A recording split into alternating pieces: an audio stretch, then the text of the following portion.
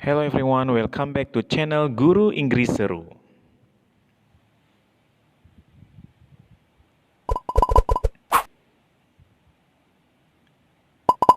Nah teman-teman, kali ini kita akan membahas informasi gaji ke-13 PNS tahun 2021.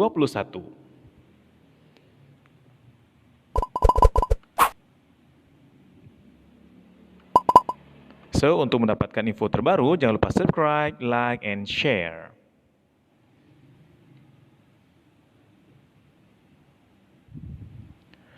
Nah teman-teman, tahun 2021 THR dan gaji ke-13 PNS full lagi tanpa potongan.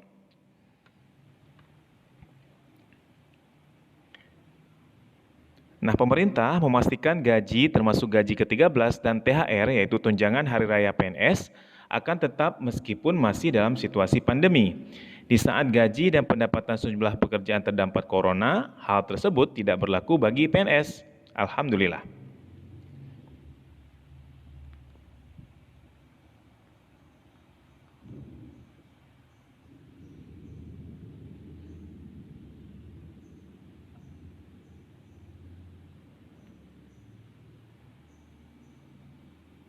Nah, direncanakan pemberian THR dan gaji ke-13 dalam tahun 2021 secara full, kata Direktur Jenderal Anggaran Kementerian Keuangan, Bapak Askolani, kepada CNBC Indonesia dikutip pada hari Jumat, yaitu tanggal 22 Januari tahun 2021. Ini merupakan info terbaru ya teman-teman.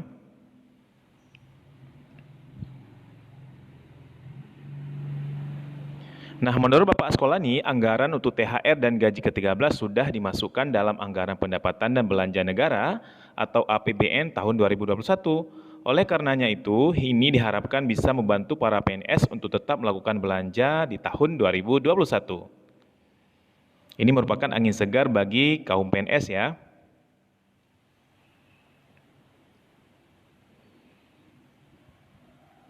Saat ini rencananya sama dengan kebijakan sebelum COVID-19. Nanti akan dilakukan monitoring implementasinya di tahun 2021 sebelum dilaksanakan, kata Bapak Askolani. Kita tunggu saja tanggal atau bulan yang pasti cairnya nanti gaji 13 tahun 2021.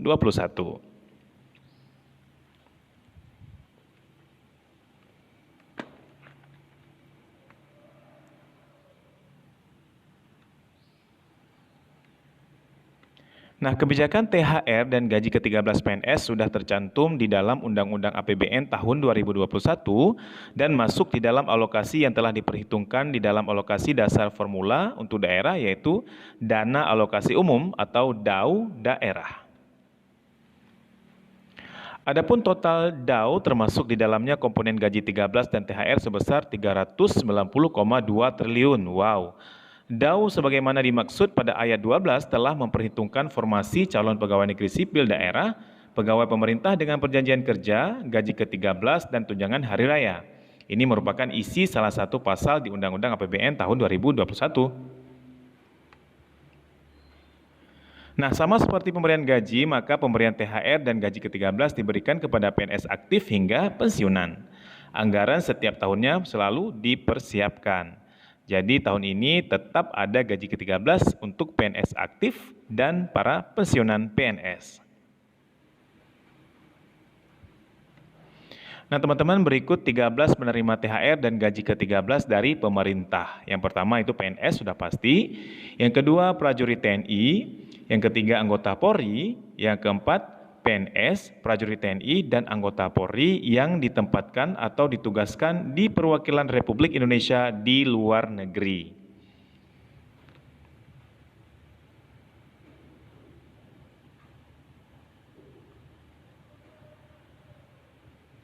Selanjutnya kelima ada PNS, prajurit TNI, dan anggota Polri yang ditugaskan di luar instansi pemerintah, baik di dalam maupun di luar negeri yang gajinya dibayar oleh instansi induknya. Sedangkan yang keenam, ada PNS, prajurit TNI, dan anggota Polri penerima uang tunggu.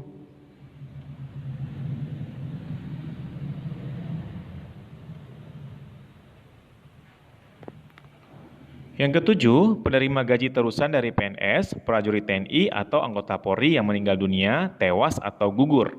Dan yang ke-8, penerima gaji dari PNS, prajurit TNI, atau anggota Polri yang dinyatakan hilang.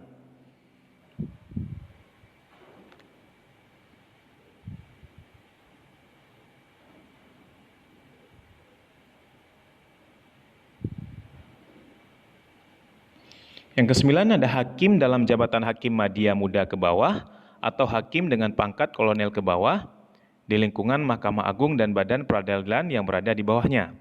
Yang ke-10, penerima pensiun dan penerima tunjangan.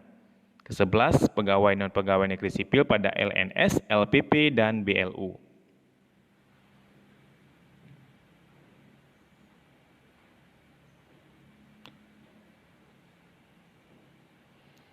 Selanjutnya ke-12, pegawai lainnya yang diangkat oleh pejabat yang memiliki kewenangan sesuai dengan ketentuan peraturan perundang-undangan. Dan yang ke-13, ini juga bagi CPNS atau calon PNS yang baru tetap akan mendapatkan gaji ke-13 full. Nah, komponen THR dan gaji ke-13 yang diterima para abdi negara meliputi gaji pokok, tunjangan keluarga, tunjangan jabatan atau tunjangan umum, dan tunjangan kinerja.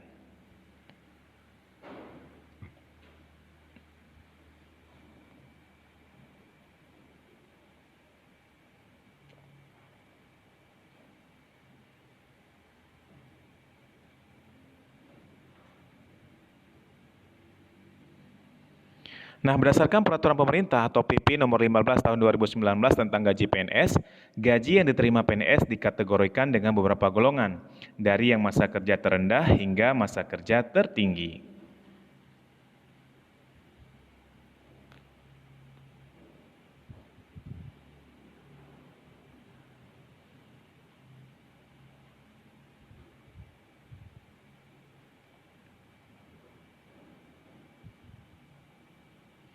Nah, untuk PNS golongan 1, masa kerja 0 tahun menerima gaji sebesar 1,56 juta per bulan, sementara PNS golongan 4, masa kerja 32 tahun menerima gaji sebesar 5,9 juta. Channel Guru Inggris mencoba mensimulasikan gaji ke-13 yang diterima PNS ditambah dengan komponen-komponen di dalamnya, seperti tunjangan keluarga dan tunjangan jabatan termasuk dengan tunjangan kinerja.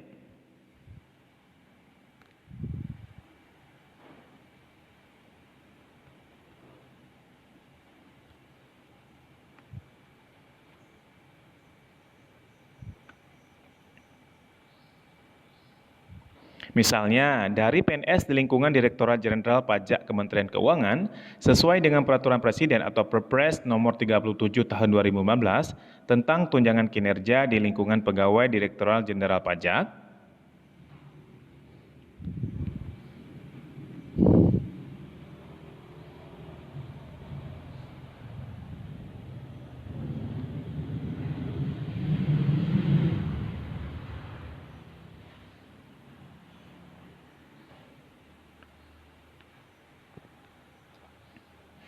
tunjangan kinerja yang diterima untuk jabatan terendah seperti pelaksana menerima 5,36 juta, sementara itu tunjangan kinerja tertinggi untuk jabatan tertinggi yaitu eselon 1 menerima sebesar 117 juta 117,3 juta.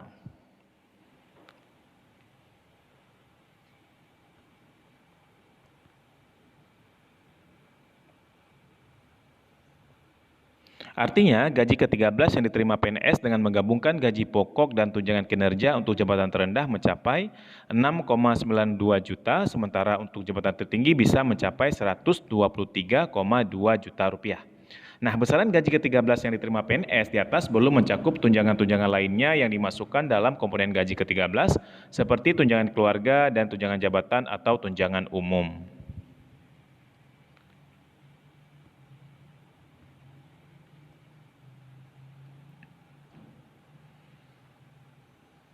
Namun, perlu dicatat bahwa tunjangan kinerja yang diterima PNS pajak memiliki dasar perhitungan baru, yakni memperhatikan nilai kinerja pegawai atau NKP, prestasi kerja, dan kontribusi pegawai.